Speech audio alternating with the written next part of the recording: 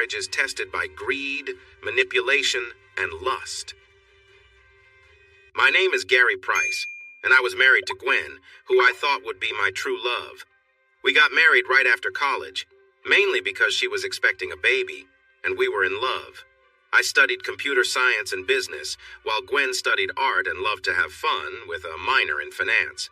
I have a high IQ and a great memory, while Gwen was a bit carefree but had her own charms. Our first child was William, and a year later we welcomed Sarah. Gwen decided to stay at home while I worked as a systems analyst for the government. My bosses noticed that I was doing well at my job, so I received a promotion. However, I wasn't allowed to talk about my work. Even with Gwen, our relationship was enjoyable in many ways. Gwen was open to trying new things, but there were boundaries, she said, and I respected that. When the kids started school, Gwen expressed her desire to work to help with our finances. I agreed because no matter how hard I tried, she never seemed completely happy with what we had. Our mortgage took up most of my paycheck, but she wanted a bigger house in a nice area. Gwen began working as an assistant at an accounting firm, and while her salary was decent, I noticed the money started going mostly to her new car instead of our shared expenses. When I questioned her about why her paycheck was going into her personal account and not ours, she got very upset, arguing that she earned it and could decide what to do with it. In response, I closed our joint account and changed where my paycheck went. One evening, she tried to use her debit card for gas, but it didn't work. She had to pay out of her own pocket, which led to a big argument when she got home. For the rest of the week, we didn't speak much. Over the next few weeks, things calmed down, but I felt we were growing apart. One night when Gwen came home, I suggested that we talk. After the kids were in bed, we sat down facing each other. Gwen looked worried and a bit sad, so I started the conversation. Gwen, I know things have been tough between us, and we need to sort things out. You are spending more money than we can afford on things we don't really need, like your fancy car. This has to change. You mean you don't want a divorce? Is this only about money? I thought you were seeing someone else. She started crying and almost knocked me off my chair as she approached me. Gwen, I can't believe you said that. You know I love you so much. There could never be anyone else for me. But you have to stop spending like this. Okay, I understand that I got a bit out of hand. It's just that my friends have nicer things and I feel like I can't keep up. Friendship isn't about competing. If it is, maybe you need new friends. I like my friends, and I want to keep hanging out with them. I promise I'll spend less. Is that all right? If you keep that promise, we won't have to talk about this again. Then we will be fine. That night, she showed me affection in a way that took me by surprise. Over the next few months, she kept her word, handling her car expenses and even paying for some groceries on her debit card. At work, our department supervisor had a heart problem, and I had been filling in for him for the past 6 months. I was called into the director's office and told he wouldn't be back because of his health. They asked if I would take the job permanently, which was a big promotion and came with a good raise. I was thrilled and even received extra pay for the time I had already been doing the job. Our financial worries were eased, and I felt more relaxed. We needed to celebrate. After dinner, I shared the good news with Gwen, and we decided to plan a vacation later that year. We got approval from our HR departments and made our plans. After looking at many brochures, we settled on a 2-week trip to one of the Cayman Islands. The day before we left, we stayed at Gwen's parents' house to leave the kids there. The next morning, her dad drove us to the airport. The only problem was that I had a report to finish, and Gwen was not happy it would take much of the first 2 days of our trip. When we arrived at the hotel, we were shown to our room. It was small but cozy, with a bed and a nice shower. It didn't matter much since we planned to spend most of our time out exploring. We had dinner at the hotel restaurant and then took a leisurely walk near the beach like young lovers. That night we shared a warm moment and fell into a peaceful sleep. The next morning after breakfast, we went back to our room.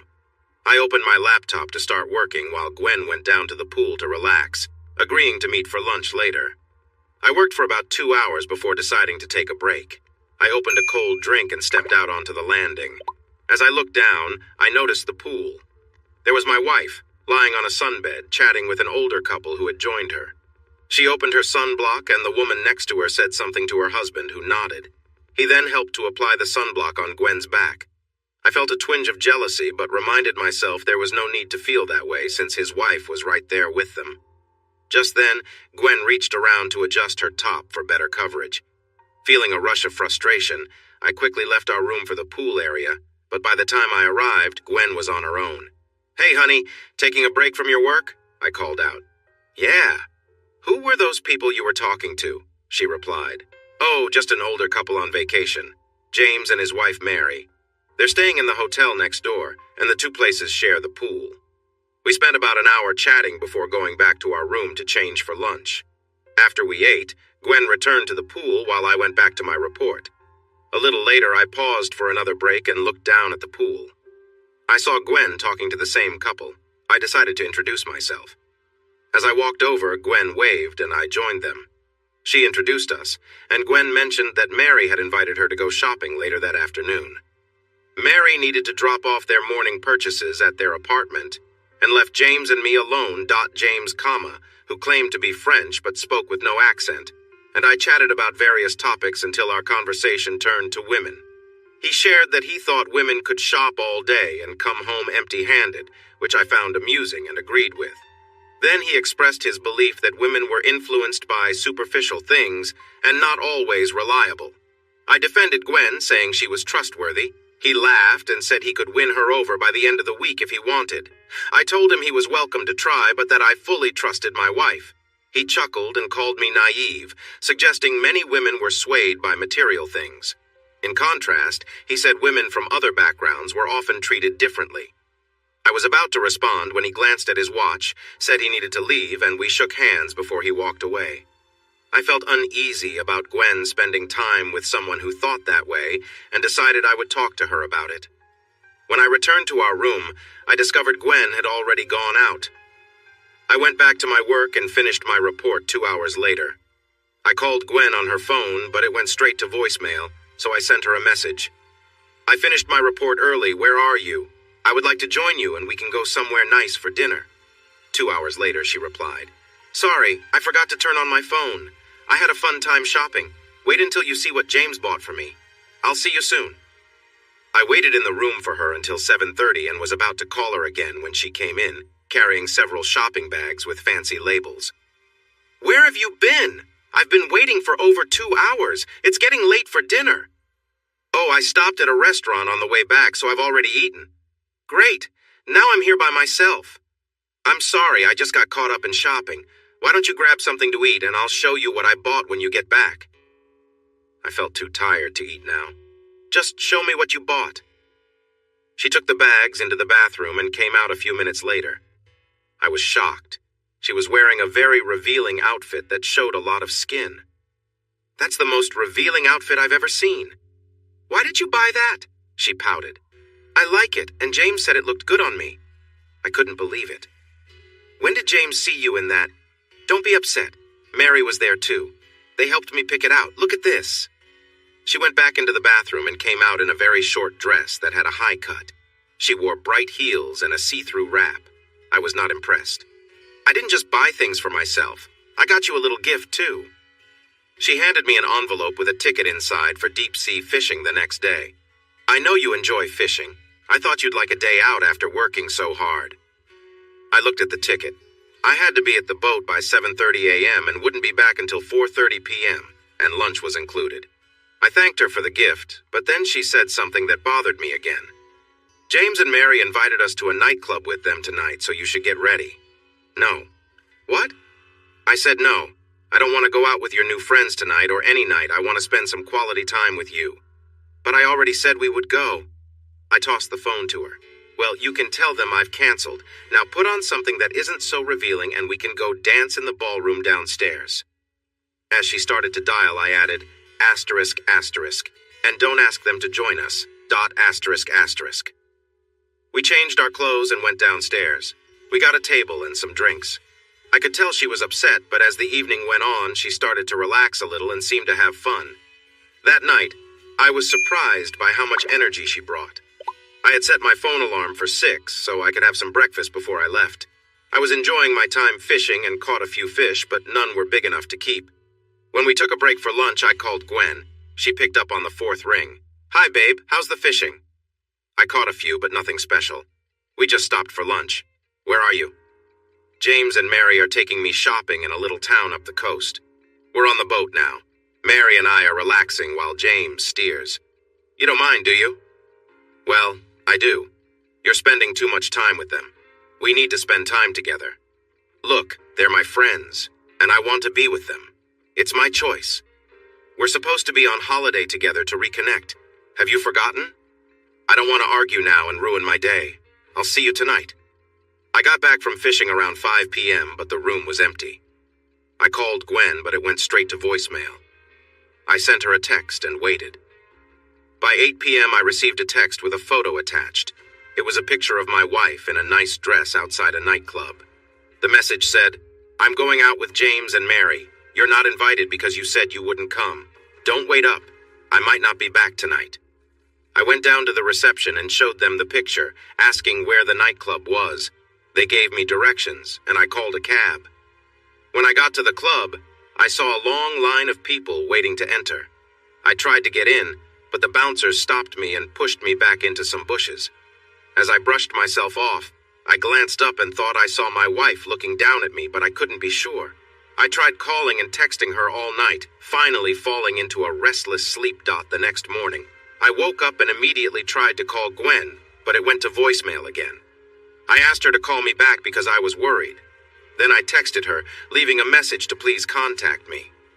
After changing and showering, I went for breakfast, but I waited in our room for her to reply.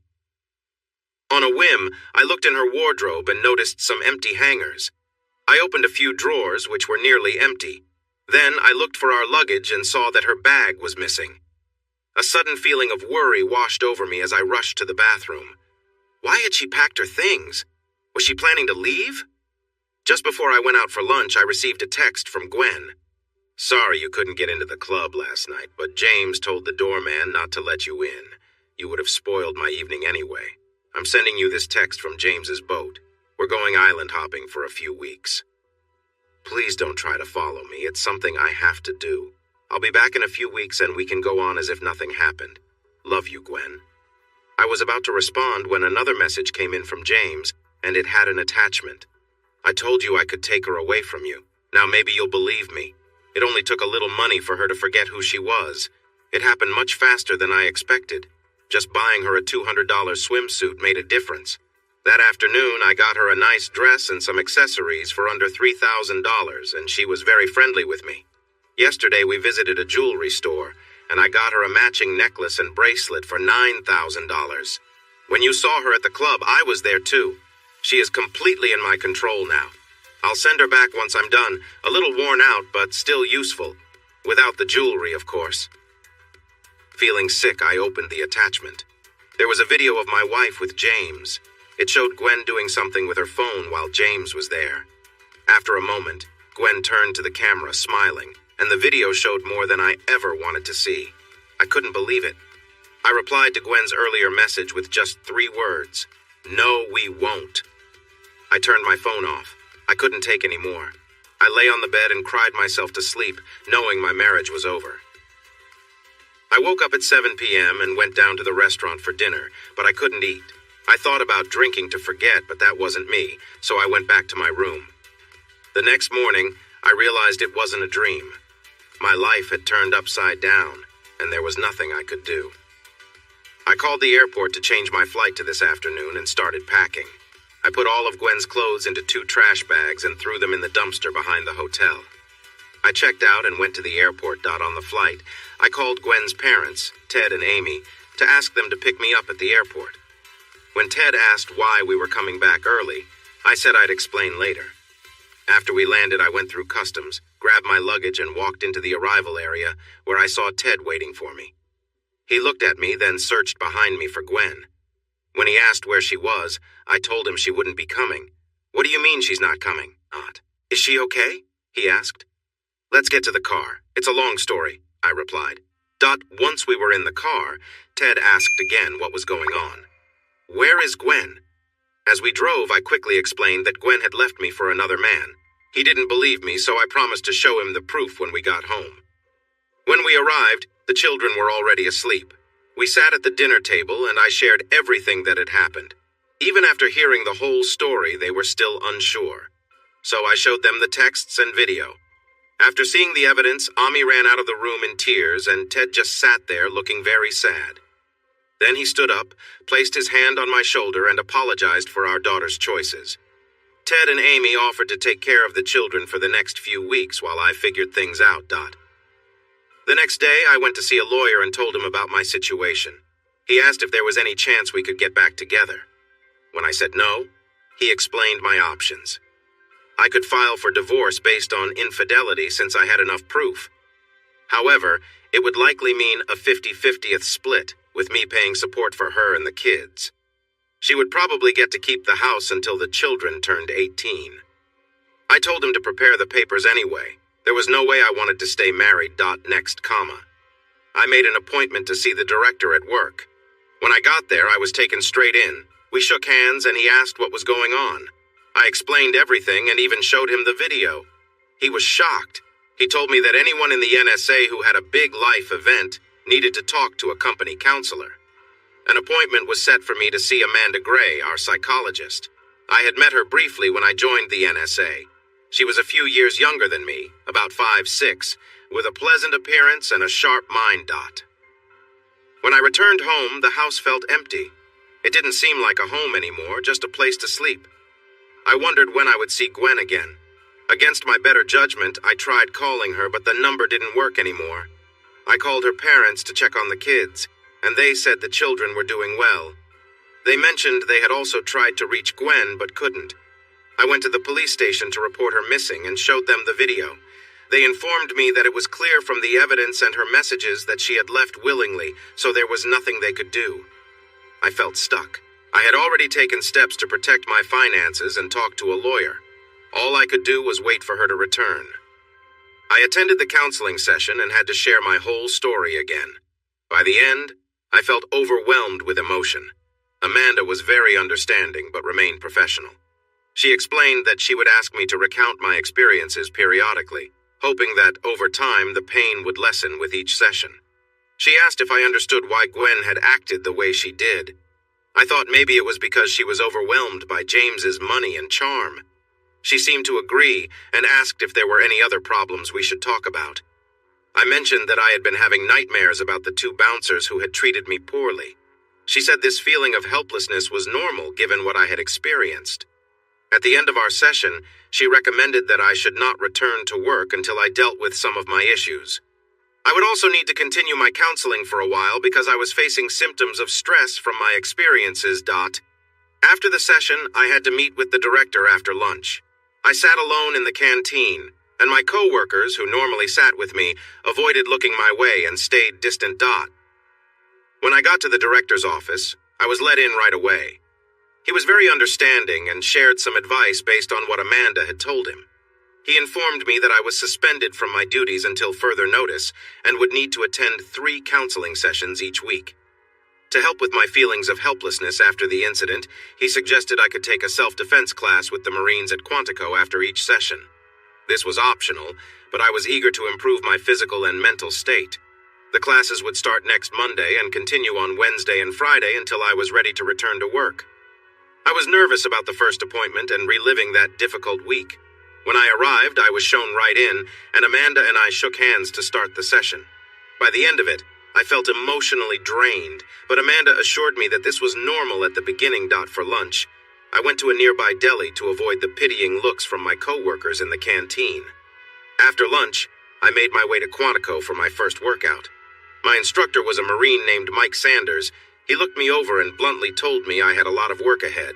Then he laid out my fitness plan, which included weights, running, swimming, and daily exercises like 50 push-ups, 50 sit-ups, and a 2-mile run on days when I wasn't at Quantico. By the end of the day, I was exhausted and had hardly finished my workout. That night I slept deeply and was thankful not to have any nightmares for the first time. In the morning I felt really sore all over and walking was painful, but I put on some comfortable clothes and attempted my 2-mile run. I reached the park and had to sit for about 10 minutes to catch my breath. But at least my aches had gotten a bit better, that is. until I stood up again and realized I couldn't run anymore that day. So I went home and took a long, hot bath. I was determined to get fit and make Mike proud, so I decided to join a gym. The next day was a gym day, and I limped into Amanda's office. When she asked what happened to my leg, I told her. She tried to hold back her laughter, but eventually we both ended up chuckling. She said my sense of humor was a good sign for my recovery, and we continued with our session. After 2 months of counseling, I could talk about that tough week without getting upset, and Amanda seemed impressed. I started to look forward to my sessions, including the one at Quantico, and even the homework. The 2-hour gym sessions twice a week really paid off. I no longer had a dad belly. Instead, I gained a lot of muscle and was feeling good. I even updated my look, buying new clothes and changing my haircut to a neater style, kind of like a military cut, but not as short. After 3 months, Amanda said I could go back to work, but I still needed to see her once a week. I was a bit sad about this because I liked her and wanted to spend more time together. I asked her out to lunch, but she said it wouldn't be right to have a relationship with a patient. However, she encouraged me to ask again after our sessions were over. I felt excited and hoped to be fully better soon. I still hadn't heard from Gwen and figured I probably wouldn't. She seemed to be enjoying life without me, but I found myself not caring as much.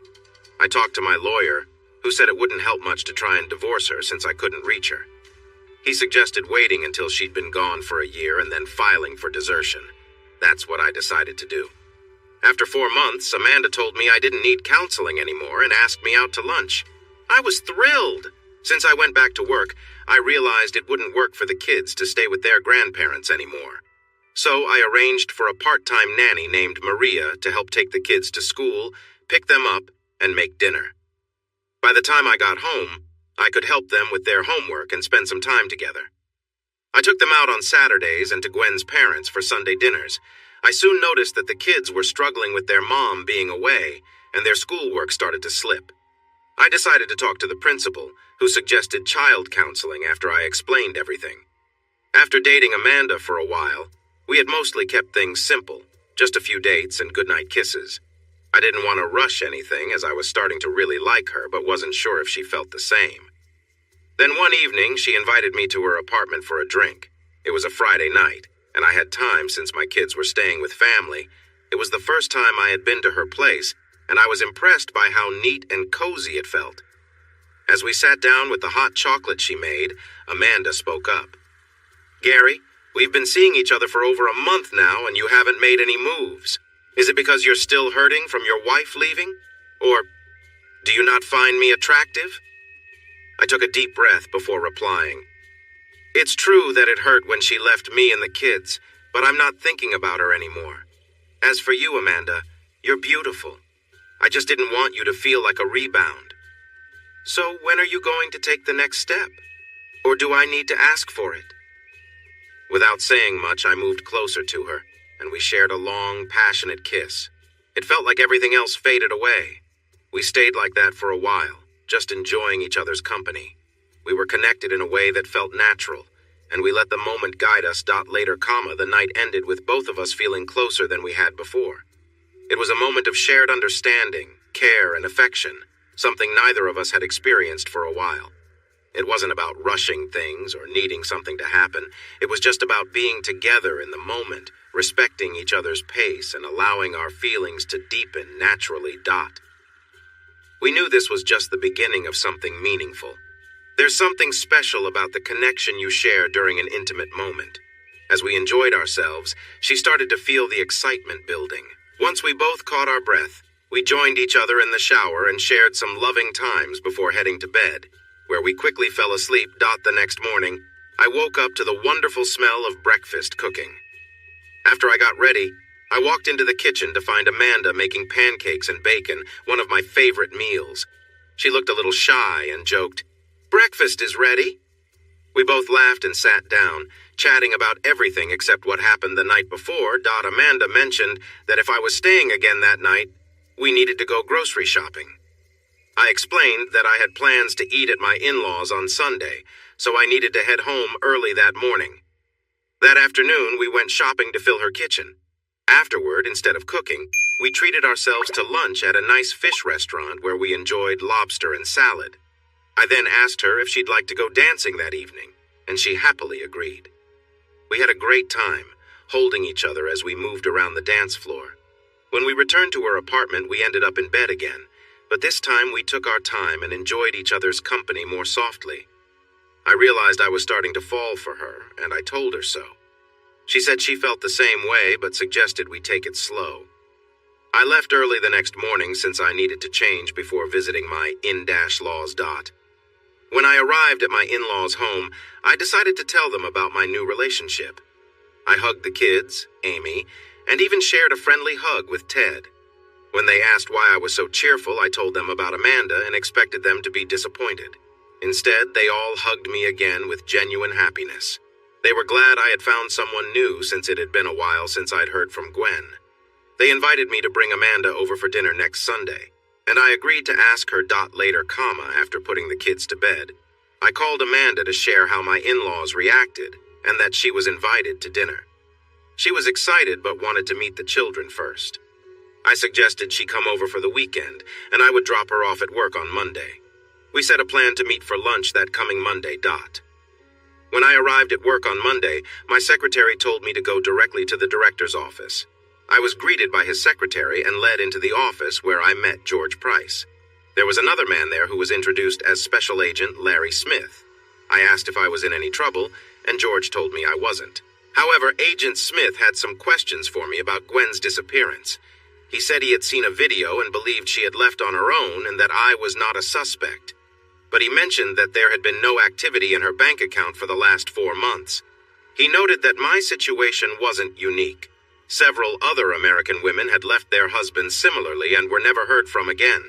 The Bureau was looking into it, but since it wasn't their area, they couldn't do much, and the local police were not interested in family matters. He wanted to know if I had any more information to add. I told him that I had shared everything I knew. He said he would talk to her parents later to see if they could provide more details. When he left, George asked if I needed anything and how things were at home. I realized he was asking for something he already knew, so I shared about Amanda and me. He seemed relieved that I had been open without him having to push me. When I got back to my office, I called Amanda to fill her in, but she already knew. She had had a similar talk with her boss earlier that Friday. I picked up a nervous Amanda and drove her to my house to meet the kids. As soon as we got out of the car, William and Sarah came running out the door and hugged me tightly. Sarah was the first to speak. "Are you going to be our new mommy?" Amanda looked at me and smiled as if to say, "Well, tell her." "I don't know yet, sweetie, but I really hope she wants the job." I smiled back at Amanda and she blushed a bit as she picked Sarah up. "How about you two show me your rooms?" They walked inside and Maria greeted us with a smile and gave me a thumbs up. "Mr. Price, since you mentioned bringing a guest home, I made something special for dinner. Roast chicken with all the sides. It will be ready in 15 minutes. I told my husband I'd be home later so I could serve dinner and clean up." "Maria, thank you for doing all this. I really appreciate it and insist that you join us for dinner."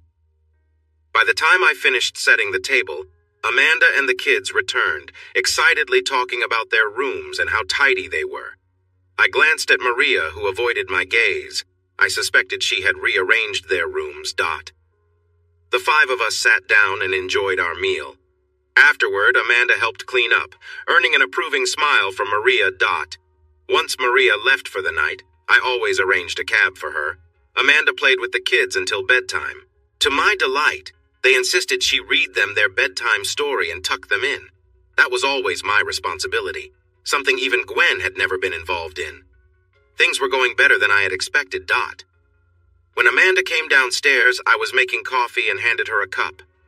"Well, that went smoother than I hoped," I said. "Your children are just lovely. They're so well adjusted, especially considering everything they've been through." "I'm really impressed," she replied. "I took some advice from you and got them to see a counselor. It seems to be making a difference." "Well, good for you. It's really paying off," she said, giving me a kiss on the cheek and a warm hug. We sat quietly for a few moments, both thinking. Then Amanda broke the silence. "Gary, did you mean what you said earlier about wanting me to be their mom?" "Yes, but only if you want to. The pay isn't great, but there are some perks," I said with a smile. "What do you think?" Is this your way of proposing? Yes, I guess it is. Am I moving too fast? Yes and no. No, you're not going too fast, and yes, I accept. She jumped into my arms, and we shared a heartfelt kiss. That night, there was no need for any grand gestures. We were focused on the kids, and I wasn't ready to rush anything yet. On Saturday, I told the children that Amanda had agreed to be their new mom, though she wouldn't be moving in right away. They seemed to understand. We all headed to the mall and treated ourselves to milkshakes. The kids asked Amanda lots of questions, which she answered with patience. Later, we spent the morning looking for an engagement ring and finally chose a diamond solitaire. Sarah was over the moon about the whole experience, but William didn't seem to understand what all the excitement was about. Since the kids had been so well behaved, we let them choose where to eat, and we ended up at Pizza Hut. We spent the rest of the day buying things for the kids, new sneakers and soccer boots for William, and trainers and a leotard for Sarah. Of course, we also picked up groceries for dinner, but the kids weren't nearly as interested in that dot. That evening, Amanda made lasagna with garlic bread, and it was a hit. The kids and I cleared the table, and we sat Amanda down with a glass of wine, as a small thank you for cooking. After she read the kids a bedtime story, she joined me on the couch, and we enjoyed another glass of wine while cuddling. I noticed Amanda glancing around the room, her eyes landing on a wedding photo of Gwen and me. I explained that I kept the photos up because I didn't want to erase Gwen from the kids' lives. Amanda thought it was a great idea, acknowledging that their mother might return someday. That night, we said goodnight and headed to our separate rooms. Sunday morning, I found Amanda in the kitchen making breakfast while the kids watched TV. I came up behind her and gave her a gentle hug, kissing the back of her neck. She smiled and leaned into me. If the kids weren't here, you'd be in trouble for that, she teased with a grin. I noticed that she seemed a little uneasy, so I asked her why. We're going to see your in-laws after breakfast, and it will be the first time they meet their new daughter-in-law, she replied. I honestly hadn't thought of it that way. Now I'm nervous too, but I believe it will be okay, I said. After breakfast, we all got into my car and drove to my grandparents' house. When we arrived, Ted and Amy came out to greet us. I introduced Amanda to them, and we all went inside. Amy took Amanda's hand and asked, "When did this happen?" I could feel my cheeks heat up as I replied, "It happened yesterday. Is that a problem?" Amy looked at Ted and said, "As long as she treats you better than Gwen did, everything will be fine. But if she hurts you, she'll have to answer to us." Amanda quickly went to Amy and hugged her tightly, tears in her eyes. "You don't have to worry about me. I could never hurt Gary. I love him too much. Thank you for being so kind to me. I wasn't sure how this meeting would go." Ted came over and wrapped his arms around Amanda. "Welcome to the family. We think of Gary as our son, and now we have a daughter too." The day ended with Amanda and me putting the sleepy children in their car seats and waving goodbye to their happy grandparents. That night, we slept in separate beds for the children's comfort. In the morning, we woke up early for work. While we got ready, Maria made breakfast. We said goodbye to the kids and headed out. I dropped Amanda off at her apartment to get her car before going to work. We met for lunch every day and sometimes went back to her place for a quick visit. Ted and Amy took care of the children on Friday nights so we could go out dancing and later return to her apartment. On Saturdays, we picked up the kids for a day out, and Sundays were spent with the in-laws. A year after Gwen left, I got a divorce and was granted full custody of the children. Amanda and I set a date for our wedding the next spring. Amanda and Amy started planning everything, and Ted advised me not to get involved, letting them handle the arrangements. My parents had died when I was young, and my aunt raised me. She passed away shortly after my marriage to Gwen, so I didn't have family to invite. Just a few friends. Amanda hadn't heard from her older sister in 10 years, so it was unlikely she would come either. We invited many of the people who attended my wedding to Gwen, as both Amy and Ted insisted we were now family. I could see that Ted was close to tears when Amanda asked him to walk her down the aisle, and Amy teared up when she was asked to be her matron of honor. I chose William to be my best man, and Ted explained what he needed to do. Sarah was chosen as a bridesmaid and helped pick out her dress. It was almost 2 years since Ted walked Amanda down the aisle and gave her to me. There were hardly any dry eyes in the church. The reception was fancy but small, with only 25 guests. For our honeymoon, we traveled to the Bahamas for 2 weeks of sun, sand, and relaxation. When we returned home, both of us felt refreshed and ready for married life. Gwen was just a distant memory. 6 months later, Amanda said something that made my heart sink. "Honey, we need to talk." I sat down with her, feeling heavy inside and trying to hold back tears. "What do you want to talk about? I thought we were happy." I could see concern on Amanda's face. She quickly came into my arms. "Oh, darling, I'm so sorry if you misunderstood. There's nothing wrong and we are very happy. I love you more than I can say. We need to talk because I'm pregnant and it's twins. We need a bigger house." I almost fainted with relief and pulled her close for a warm kiss. I was filled with joy. We started looking for a new home right away since we had only 7 months to find the perfect place. With our combined income and part of the money from our old house, I saved the rest for Ted in case Gwen returned, we had enough to buy a nice 5-bedroom house with a guest suite and a pool nearby. The house needed some work because it had belonged to someone involved in crime, and it was stripped by the authorities. We moved in 2 weeks before Amanda gave birth to our twins, Jason and Wendy. We named them after Gwen's parents, which made them very happy. Amanda decided she wanted to stay home with the kids until they started school.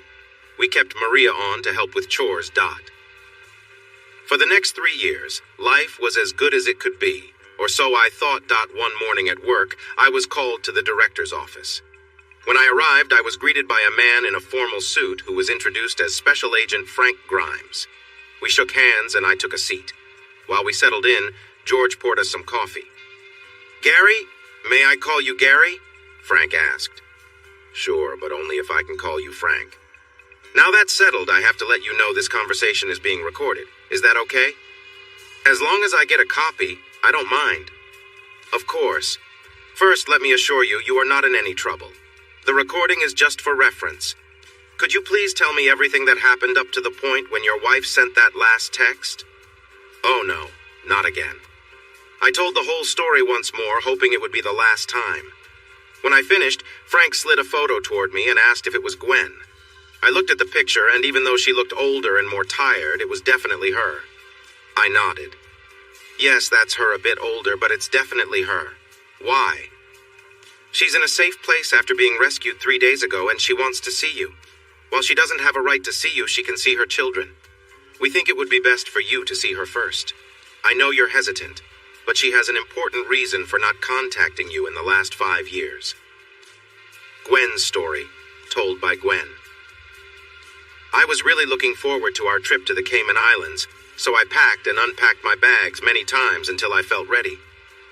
Then the day before we left, Gary had to dampen my mood by saying he needed to finish a report and it would take up our first 2 days there. I was very frustrated. That night, when he reached for me, I turned away and moved to the edge of the bed, deciding to hold off on being close for a while. When we arrived at the hotel, we unpacked and went for a walk along the beach. We went dancing that evening, and I felt guilty about my earlier decision. Back in our room, we quickly showered and went to bed, where I made up for the night before the next morning.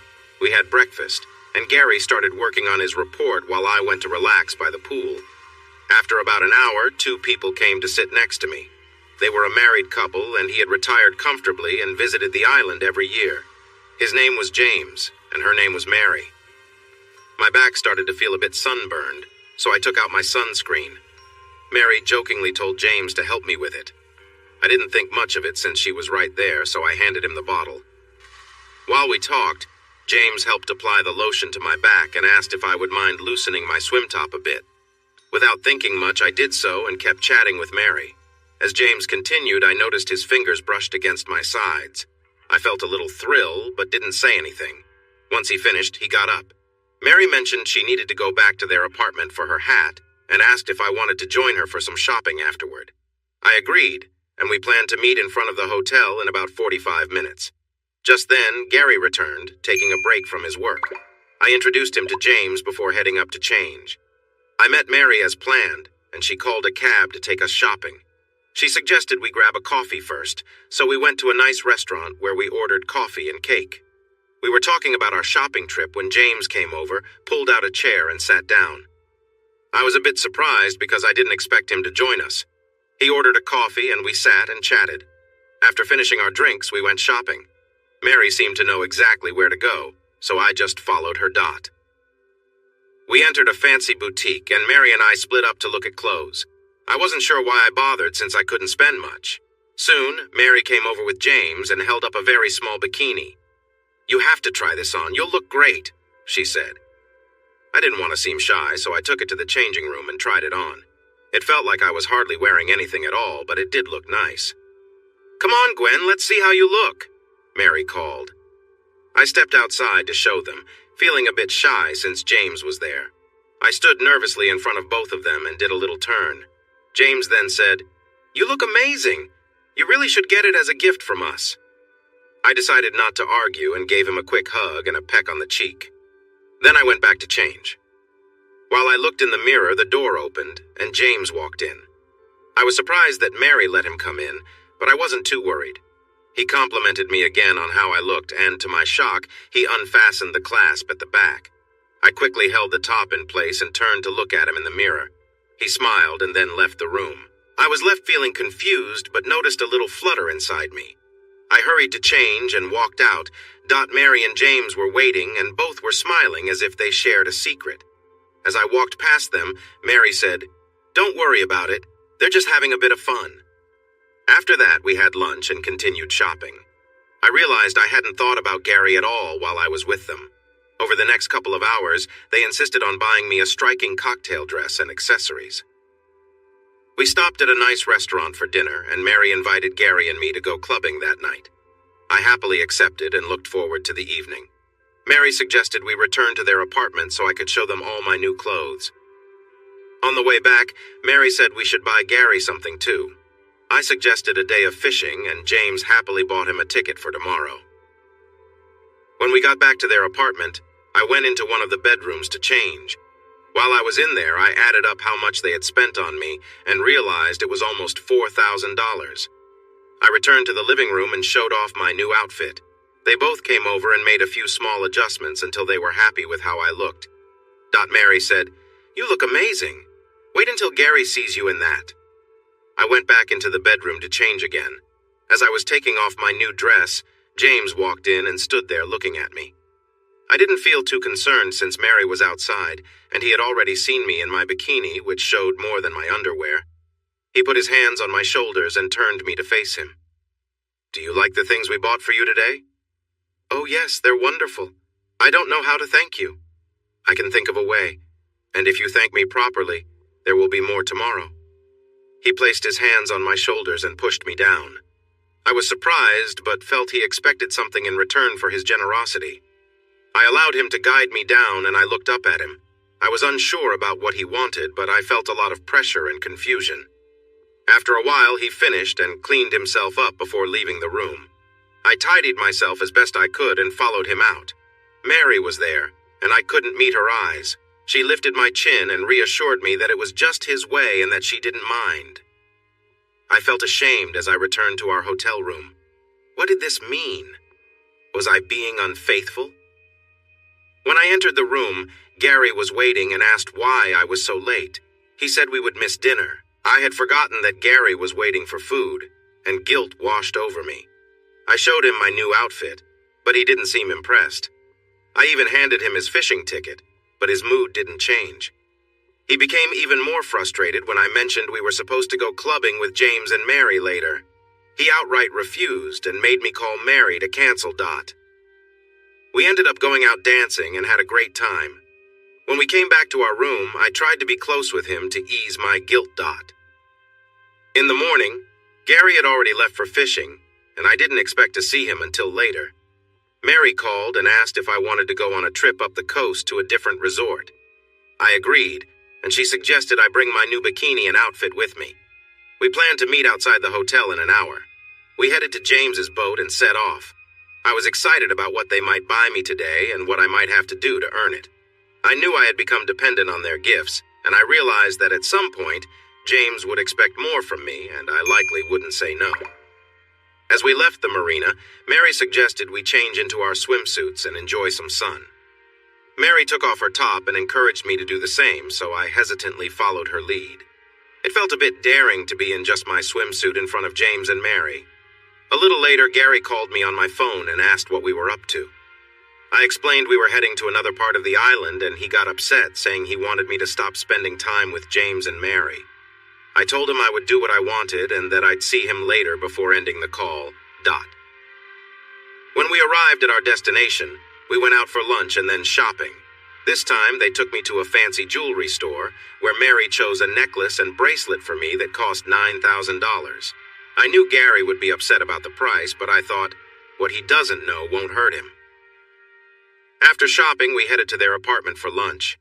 After we ate, Mary said she needed to run some errands, leaving me alone with James. We chatted for a bit, and then he stood up and walked behind me.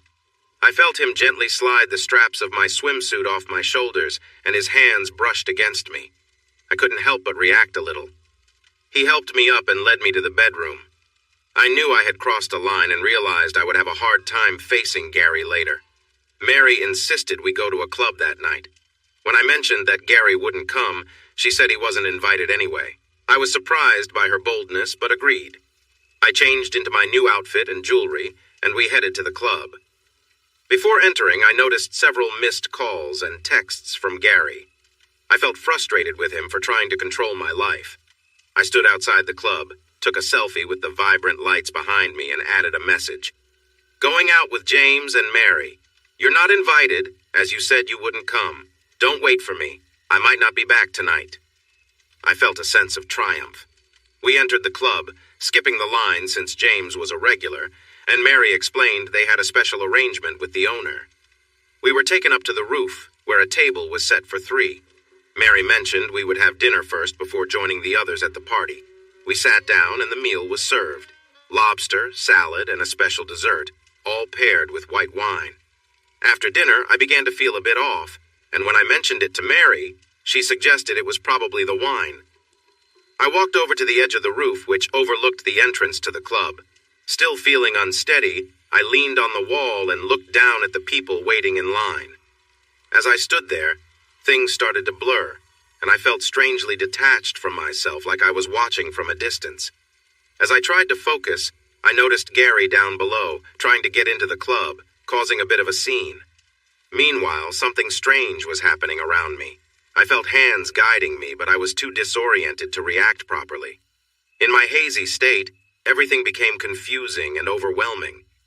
As I struggled to make sense of things, shame and regret began to creep in, and I felt tears starting to form. Eventually, someone led me away from the edge and back to the table, where I was given a drink, which I quickly swallowed. The next thing I knew, I woke up in a small cabin on a boat and we were moving. I got up and made my way to the deck, where the sun felt harsh against my head. We were out at sea. I asked where we were going, and they told me we'd be sailing from island to island for about a week. I immediately said I needed to return to the hotel to talk to Gary, but Mary suggested I text him, saying we had already agreed that I would be away for a while. I didn't recall any such agreement. Mary then showed me a video from the previous night and made it clear that if I didn't agree to join them, she would send it to Gary. Feeling trapped, I gave in and sent the text she had written. It was a moment of helplessness, and I had no choice but to comply, feeling conflicted and weighed down by the situation. After I finished texting Gary, I went below deck to my cabin, feeling overwhelmed and unsure about how to fix things when I got home. As I entered, I noticed my suitcase sitting by the bed. It turned out that while I was occupied, Mary had gone to our hotel room, taken my door card, packed my things, and brought them on board without me realizing it. For the next 2 weeks, we traveled from island to island, but it was nothing like I had imagined. At every stop, I was locked in my cabin while they went ashore, only being let out when the boat left each port. During this time, I was treated more like someone to be controlled rather than a guest or friend. I felt trapped, and my sense of isolation grew with each passing day. One morning, I was called to the deck and saw a plane approaching. It was a seaplane, and it landed a few hundred yards away. James took a small boat out to meet it, returning with a man he introduced as Raphael, though he told me to call him Raph. I felt uneasy, as Raph's gaze made me nervous. He and James spoke for a while, clearly making some sort of deal. I could tell from their conversation that something unsettling was happening. Raph made me uncomfortable from the moment he arrived. But when Mary casually told him he could take me to their bedroom, I was too shocked to respond. Raph led me away, and when I refused to comply with his demands, he struck me, knocking me to the ground. It was clear I had no choice but to do as he said, and fear gripped me as he made it clear that my fate was now in his hands. He told me that he had paid James a large sum of money for me, and from that moment on, I was expected to do whatever he wanted. He warned me that my life depended on pleasing him, and the threat was real.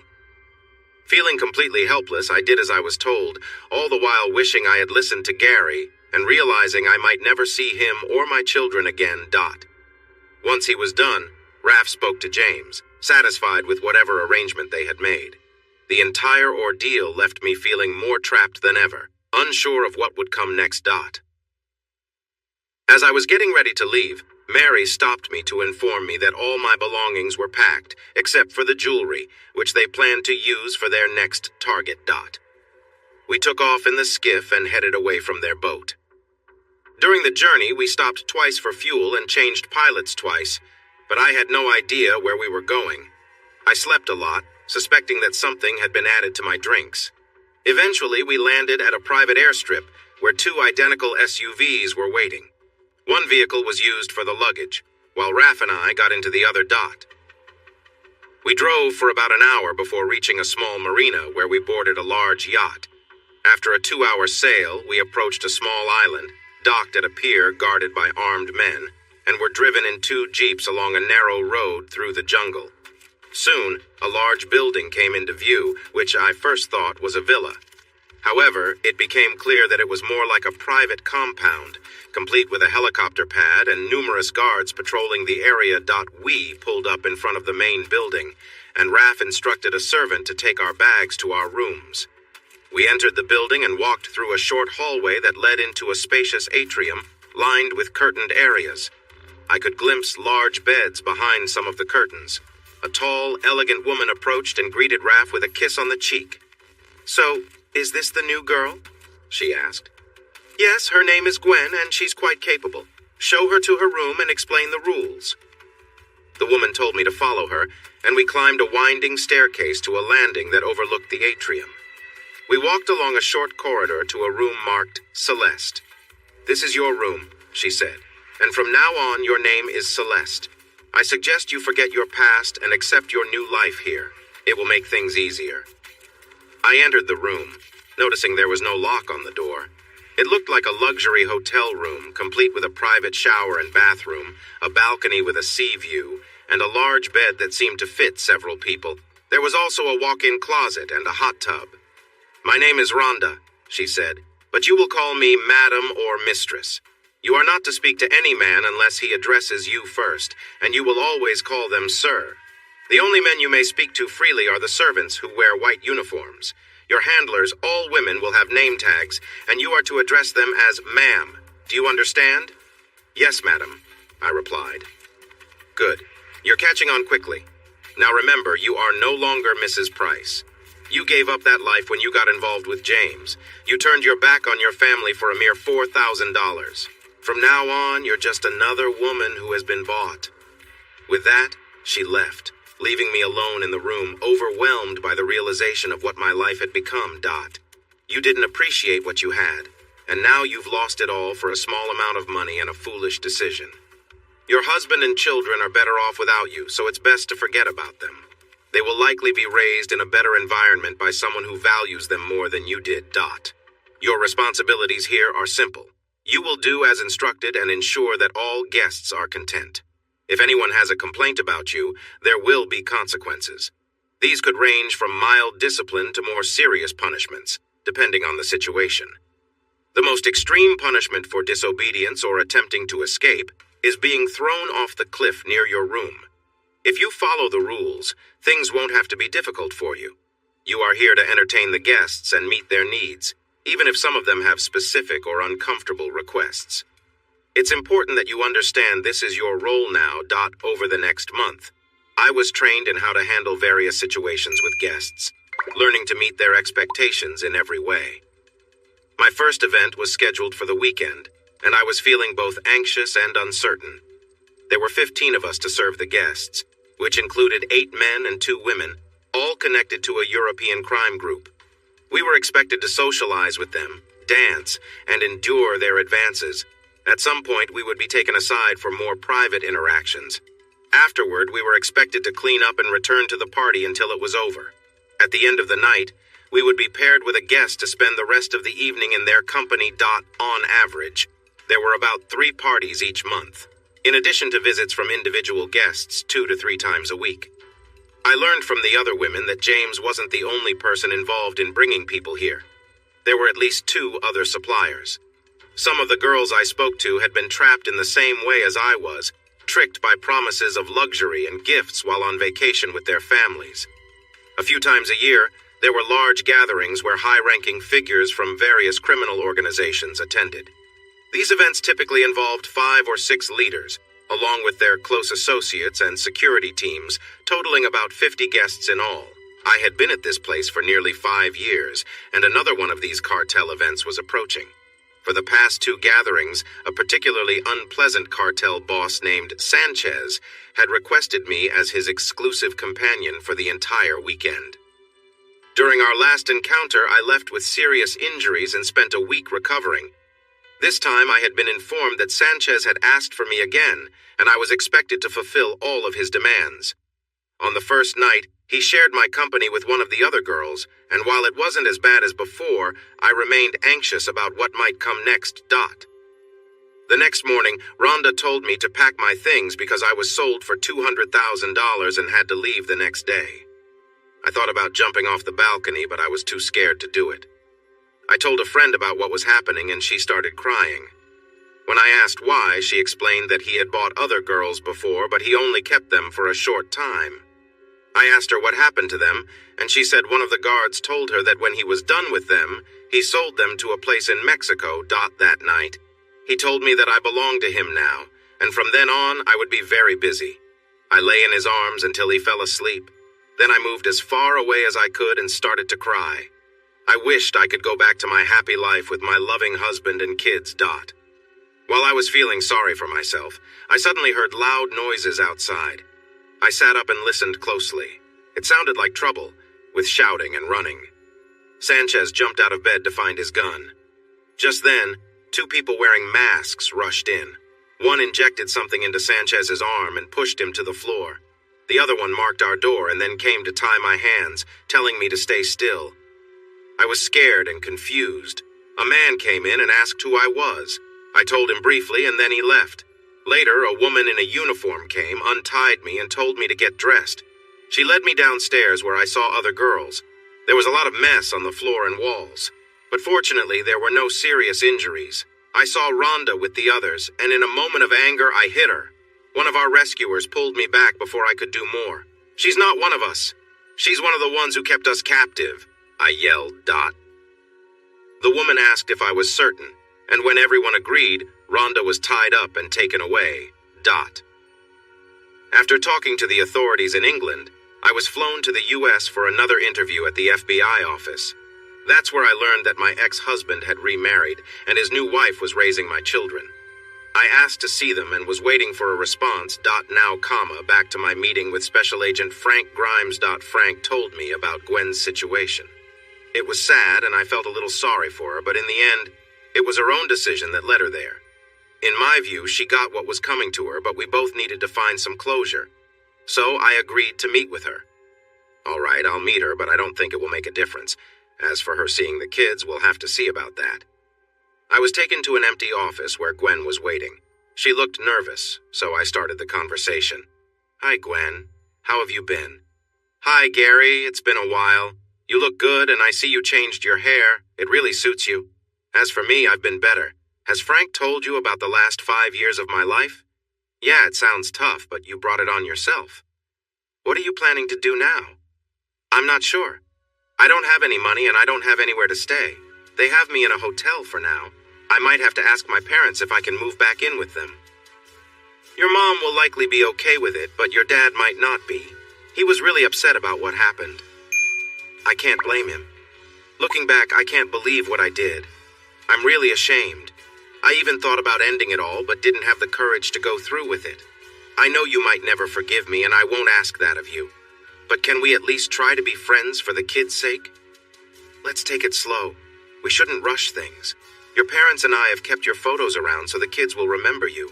It could still be a lot for them, and I plan to get some professional advice on how to reintroduce you into their lives. Things have changed while you were away. They now have a brother and a sister. Yes, I heard. Are you still living in the same place? No, we had to sell the old house because it was too small. We took out a mortgage for a bigger one. And just so you know, your dad is holding onto half of the equity from the house for you in case you need it. You've always been a good friend. I don't understand why I treated you so badly. I wish I could make things right with you and the kids. I know it was tough when you chose to move on, but if you had just been patient, things could have worked out. In the last 5 years, I've been promoted twice, and now I'm a deputy director. Anyway, I have other things to do. I'll talk to your parents tonight and bring them up to speed. I'll update Frank on how it goes, and you can take it from there. Is there anything else you want to say? Is that it? We were married for 6 years, and that's all you have to say? I made one mistake and paid the price, yet you treat me like this. I deserve more. You owe me. I hoped we could talk civilly about this, but think about it from my side. We went on a trip to try and save our marriage, and within 2 days you walked out on me, the kids, and our life together. You went off with a couple of people and said you'd be back in a few weeks. You ended our marriage right from the start when you were unfaithful. I found out because he sent me a message with details and a video. So, don't act like you're better than me when your life is a mess. You made your choices, and now you have to deal with the consequences. I owe you nothing. You've lied and cheated, and I'm glad to be done with you, Dot, with that. I walked away, leaving her very upset. I didn't get much work done that day, so I left early, which was unusual for me. I called Amber and told her I'd be home soon. She quickly sensed something was wrong and asked about it. I told her it was nothing to worry about, and I would explain once the kids were asleep. After dinner, when the children were in bed, we sat down and I told her everything. She sat quietly for a moment, thinking. You need to tell Ted and Amy and figure out what to do about her seeing the kids. I know, but I really don't want her around them. I'm worried she'll have a bad influence. She doesn't admit she did anything wrong and thinks she can just come back into our lives as if nothing happened. Why couldn't she have just stepped away? I know you're upset. You're just angry she came back. From what you said, she's had a really tough time in the last 5 years and needs help just like you did. Now go see Ted and Amy. Tell them everything and see how they feel. So I called Ted and said I was coming over to talk with them. I arrived at their place about 20 minutes later and saw 2 very worried faces. I tried to reassure them, saying we were all okay. We went into the kitchen and Amy made coffee. I asked them to sit down because I had news about Gwen. Their expressions changed and Ami started to squirm. I told them everything from the start, leaving nothing out. By the end of my story, Ami was in tears, and Ted was close to it. I had calmed myself down by then and thought about what Amanda had said about Gwen needing help. I know this news is shocking, but Gwen is still your daughter, and I believe you still love her deep down. Since she doesn't have a place to stay right now, I thought you might want to take her in until she gets back on her feet. She'll need support for a while, and I think this could be a good chance for her to see the kids again. Would you be willing to help?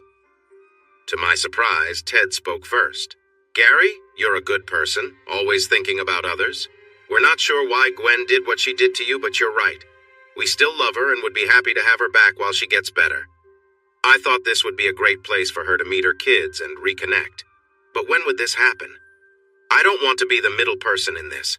I'll give you Frank's number and you can talk to him directly. If I can help make this easier, just let me know.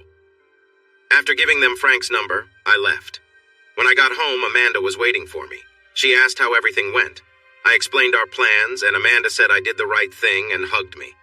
The next day, I felt much more focused at work since we had taken a step towards healing our family. I called Frank and told him to expect a call from Ted.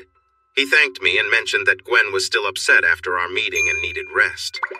Later, Frank called to say he spoke with Gwen and that she felt much better after hearing some good news. I asked him when the meeting was, and he said it would be in 2 days. He planned to bring a counselor to keep things calm, but wouldn't leave Gwen there until her counselor thought she was ready. Amanda and I would prepare the kids for their meeting with their mom. The next day, we sat down with William and Sarah, who were 11 and 10 now. They could understand the idea of bringing families back together. We talked about how their mom had made a mistake 5 years ago and wasn't able to come home. But she loved them very much and missed them. She was back now, although not feeling well. Once she got better, she wanted to see them. They didn't seem too excited, but agreed to meet her because Amanda suggested it. Frank called to update me on how the meeting with Gwen's parents went. He said it started off a bit slow, but ended with tears and hugs. Gwen asked for their forgiveness, and they all felt better after. The counselor said it went better than expected and was a big step forward, but she wanted at least 2 more meetings before the kids were involved. After 3 more meetings, Gwen moved back into her old room at her parents' house. A month later, the counselor said it was time for Gwen to meet her kids. Amanda and I were nervous about this meeting since only I was invited, but the kids wanted Amanda there too. When Gwen's counselor heard this, she asked Gwen if that would be okay because the children looked up to Amanda as a mother figure. Gwen agreed, and we planned the meeting for the following Sunday, with a roast dinner being prepared by Amy Dott. On Sunday morning, we all got into Amanda's minivan and headed out. The kids were quieter than usual, and the ride felt very serious. We left Jason and Wendy with a neighbor who sometimes babysat for us. When we arrived, Sarah began to cry, saying she wanted to go home. It took Amanda a little while to comfort her. Ted stood by the open door and welcomed us inside. He mentioned that Gwen and Amy were waiting for us in the lounge. As we walked in, the kids ran straight to Amy for their usual hugs. I noticed that both Amy and Gwen had been crying. Amy spoke first. "Kids, this is your mom. She's been away for a long time and has missed you very much. Go and say hello." At first, the children hid behind Amanda, peeking out shyly. Amanda gently encouraged them. "We talked about this. There's nothing to be afraid of. Go on, say hello. She's here for you." Holding their hands, Amanda led them to Gwen. She released their hands and offered her own to Gwen, who shook it and smiled in thanks. Amanda then came back to my side, watching the kids closely, like a protective mother watching over her young ones. William was the first to approach Gwen, shaking her hand. "Hello. I recognized you when we came in. Your picture is on the wall at home, but you looked younger in that picture. I think I remember you from when I was little." I saw a tear roll down Gwen's cheek as Sarah spoke up in a surprisingly mature tone. "I don't remember you at all. I've seen your picture at home and here, and Dad says you love us. So why did you leave? You broke my daddy's heart. He was sick for a long time, and only Mom could help him feel better. Where were you?" Amanda, Amy, Ted, and I were taken aback by Sarah's words, and I worried Gwen would break down. But her counselor had prepared her for moments like this. Gwen wiped her eyes and replied, "I'm sorry I wasn't there for you and your dad. I made a big mistake and I couldn't fix it. I regret it every day and have missed you both so much. Now that I'm back, I hope you, William, and everyone else I hurt can forgive me.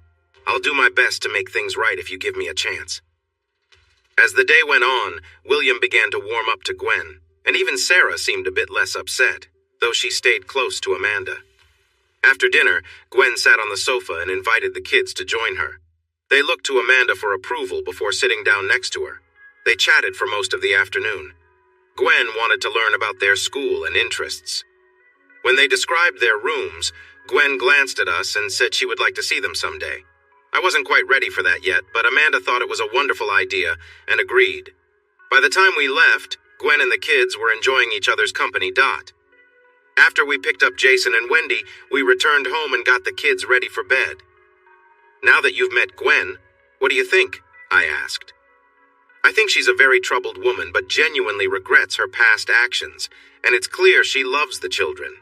She still cares for you, too." "I don't believe that," I replied. "Why did she break up with me if she cared so much?"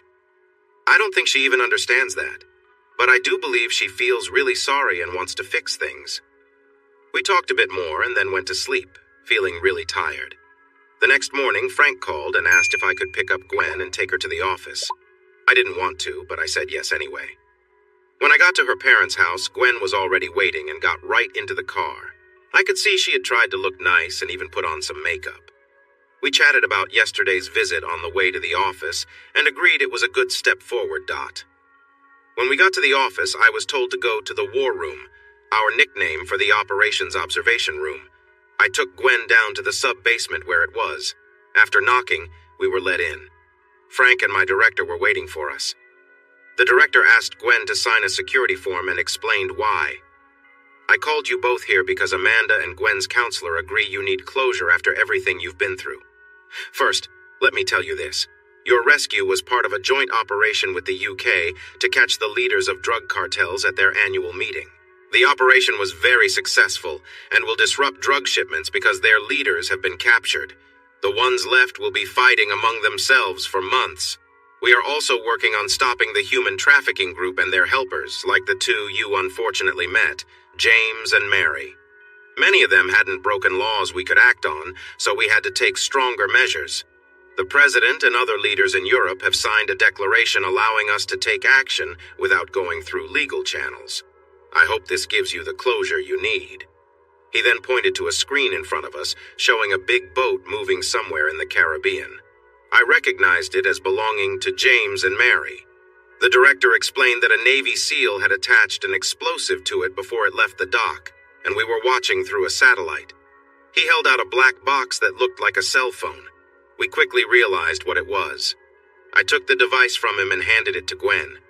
You went through so much because of them, so this is your honor if you want it. She took the box, thanked me, and pressed the button. The boat exploded into 1,000,000 pieces, flying high into the air. I looked at Gwen and could almost see her feeling lighter, just like me. Finally, we had closure. After thanking the director and Frank, we left the office. I was given the rest of the day off, so I took Gwen to lunch. It was the first time we had spent time together alone in 5 years. We ordered lunch and started a bit awkward conversation about our next steps. Gwen wanted us all to be friends, but I wasn't so sure, and said I would think about it. After lunch, I called Amanda and told her I'd be home early, so she should send her boyfriend away before I arrived. She found that funny but went along with it, saying my girlfriend had called off our weekend trip. Touché. Gwen listened to our jokes but didn't seem to find it funny, so I asked her what was wrong. She said she was surprised by our joking because trust is serious. I told her that it could be lighter with a strong bond like ours. She sat quietly, and when I looked at her, I saw she was gently crying. I took Gwen back to her parents' house before going home. The kids were happy to see me back early, and we played together for a couple of hours until it was time to pick up William and Sarah. They were glad I was home early and asked if we could go out to eat, so we went to Red Lobster for dinner. Later that night, after the kids were in bed, Amanda asked about my day. I explained everything to her, including how it felt good for Gwen and me to finally talk. Amanda was happy and said this gave us some peace, so things would be better with Gwen from now on. A couple of weeks later, Amanda suggested we invite Gwen and her parents over for Sunday dinner since Jason and Wendy hadn't seen their grandparents since Gwen came to stay with us. Plus, it was time for Gwen to meet our children. I agreed, and we sent the invitation, which they accepted. The day went smoothly, and all 4 kids got along well with Gwen. William even called her Mom a couple of times. When he did, the room fell quiet, and Gwen looked at Amanda, who just smiled and gave her a thumbs up. Sarah was still a bit unsure about Gwen. When Amanda asked her why, Sarah surprised us all by saying, "If I start calling her Mom and loving her again, what if she leaves us again?" I looked at Sarah and saw tears rolling down her cheeks. I thought those were tears of worry. Amanda comforted her by saying that was a long time ago, and Gwen had changed a lot since then. She walked over to Gwen, gave her a hug, and said, "Welcome to the family." I don't think anyone in the room didn't have tears in their eyes. Gwen's parents weren't wealthy, but they were okay financially. Still, Gwen decided she wanted to work. Her skills were a bit old-fashioned, so she signed up for community college to train as a real estate agent, which would take 2 years. Since Amanda and I were doing well financially, we bought Gwen a used Toyota Corolla as a birthday gift from the kids. Once again, there were tears all around every week. Our extended family grew closer. Gwen came to our house often, and I would sometimes get home to find her having dinner with us. She even stayed the night a couple of times. All the bad feelings were gone, and we treated Gwen like family. She even looks after the kids for us when we go out. Life is nice. Thanks for watching this video. Don't forget to subscribe to Infidelity Plus to stay updated with more captivating tales of infidelity and payback. Turn on notifications so you're the first to see our latest content.